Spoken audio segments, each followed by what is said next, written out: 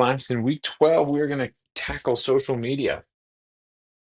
Project 4 is also due, so make sure that you are working on that and prepared to submit that this week.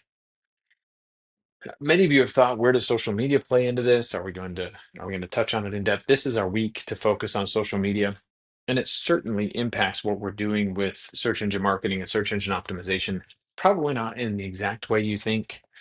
For example, if you're looking to develop backlinks to your website uh, to improve your SEO, the links you generate from your social media account won't count towards that.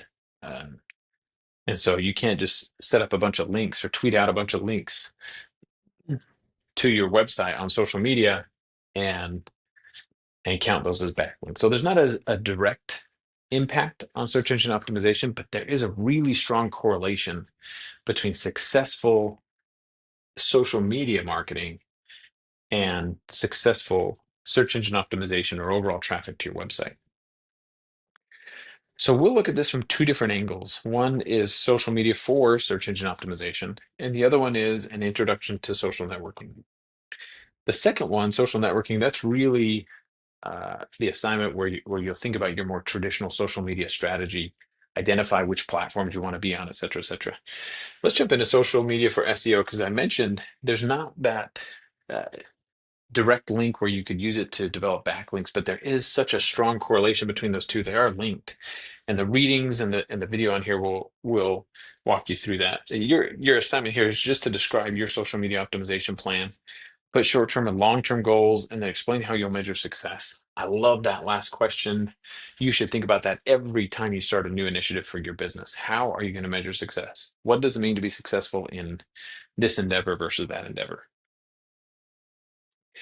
Additional resources below. Again, a lot of content on social media plans. It is a great way to show your personality and show off who you are as a business, create interactions with potential customers before they become customers. And some of those the readings and videos will walk you through that. As I mentioned, this second assignment is really the more traditional social media marketing plan. And so there's a video and some readings about what you want to consider when you're developing this. Your assignment is to think about 4 social media platforms on which you could market your site. Think about, we mentioned this a few times, but go back to your core customer demographic and then match that up with the right social media platform. As you are probably well aware, social media platforms will, or the demographic of those who use social media platforms varies greatly. So those who are on TikTok typically skew younger. Those who are on Facebook would typically skew towards an older generation.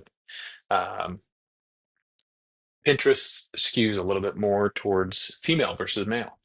And so you want to think, who is your ideal consumer and where do you want to reach them? So which platforms would be most impactful to do that? Then you'll choose one and explain the specific steps that you'll take to market your website. It says here, be creative. As I mentioned, this is a time for you to show off the personality of your business. Customers want to know that. They want to know what you're about. They want to interact with you. And the great part about this is if you can develop a following on social media, you're interacting with a lot of potential customers that may not need your product or service right now, but in the future, they might. Um, and when they need it, they will already be familiar with your brand and they might already have a certain level of trust in your brand. My older brother owns an optometry shop in the small city of LeGrand, Oregon. It's called Apple Eye Care.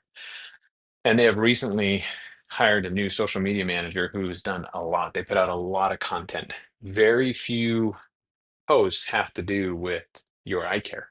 Instead, they're catching on social media trends, they're having fun, they're showing off the personality of the doctors and the staff. And that way, when someone needs eye care, they already know Apple Eye Care. They know who they are, they've gotten to know the personality of the people that work there, and they think, yeah, I want to go there. That's what social media allows you to do is those first few moments when you're interacting in person with a customer or a potential customer, they're assessing who you are and what you're about.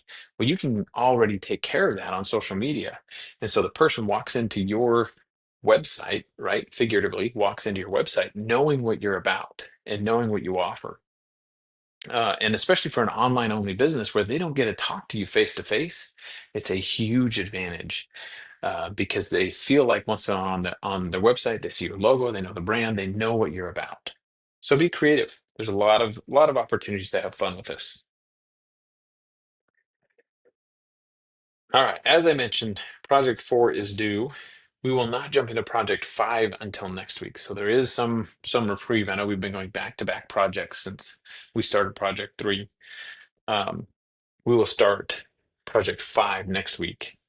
Um, but if you got questions about social media or questions about social media platforms, happy to give some thoughts or advice. This is, I hope, a simpler week for you. Week 13 is going to be very engaged and very demanding. And so, outside of Project 4, these assignments are meant to be not quite as demanding as others we've had in the course, but we'll certainly get back to those next week. Thanks, everyone.